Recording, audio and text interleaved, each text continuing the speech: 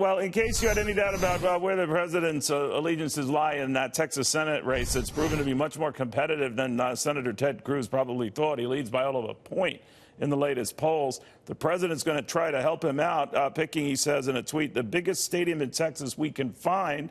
As you know, Ted has my complete and total endorsement. His opponent is a disaster for Texas, weak on the Second Amendment, crime, borders, military, and vets. Of course, as you know, Democrats are salivating. They might even have a shot in this reddest of states to pick up a Senate seat. It seems unthinkable, but of course, it's been a crazy year thus far.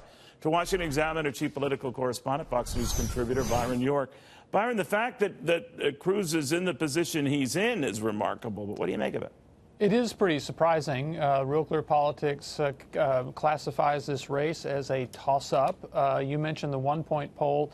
All of the polls in the past couple of months have showed Ted Cruz with a very, very narrow lead, 1, 2, 3 points. So clearly the president doing this, saying he's going to be devoting presidential time in October when the campaign is really, really going, indicates some level of concern. There are a lot of big stadiums in Texas. I don't know which one is the biggest, but it's pretty big.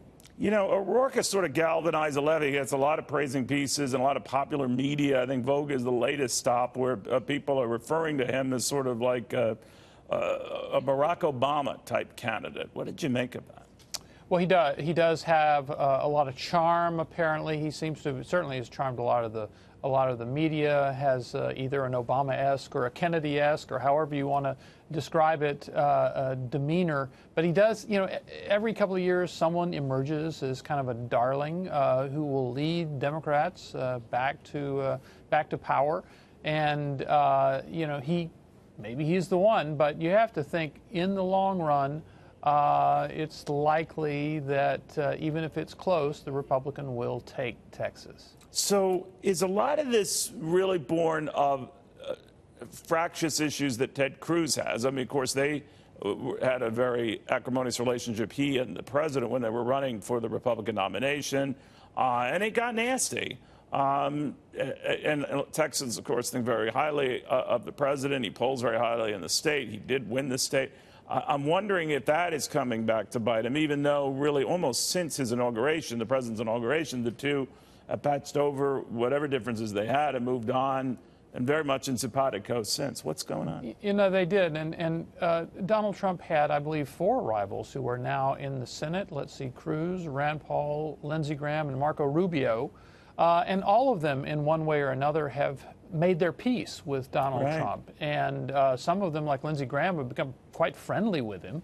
And Ted Cruz has become a real supporter. So my sense is that that whole Lion Ted stuff is pretty over. You have to remember that day in Indiana in May of 2016. This is when Donald Trump was going to basically wrap up the nomination. Cruz just let out on him. He just let loose. I mean, just weeks and months of anger and resentment coming out. But it seems to me that the last year and a half or so have pretty much put that behind them. Yeah, and I remember Mike Pence played an odd role there, supporting Ted Cruz, but not Mike zealously. Pence was kind of keeping his head down. Right, you know? Exactly. Real quickly, while I still have you, my friend, there is all this rumor mongering going on that Bob Mueller does something today, and you know, he's got to move fast if you want to do something so that you're not interfering or disrupting the election cycle. What do you think of all that? Well, let me say that I, like all these other people who are talking about this, don't know what's going on inside the Mueller office, but it seems to me that most of this talk is simply based on the calendar. There's this idea that Mueller will not take any public action, make any big move in his investigation after Labor Day, which is Monday. So today would be the last day, and they say, well, let's keep our eyes out for today. But I don't think it's based on anything other than the calendar. Do you think, calendar or no, that does put pressure on something going on? Yeah, look, I think Mueller does intend to go by Justice Department informal guidelines. This is not written in stone in the Justice Department that you can't do anything big for 60 days before an election. But my guess is he does intend to abide by that. This does not mean he shuts down. It means he doesn't do anything big and splashy. But the Mueller investigation will continue. All right. Byron, have a good weekend. Always good chatting. Thank you, Neil.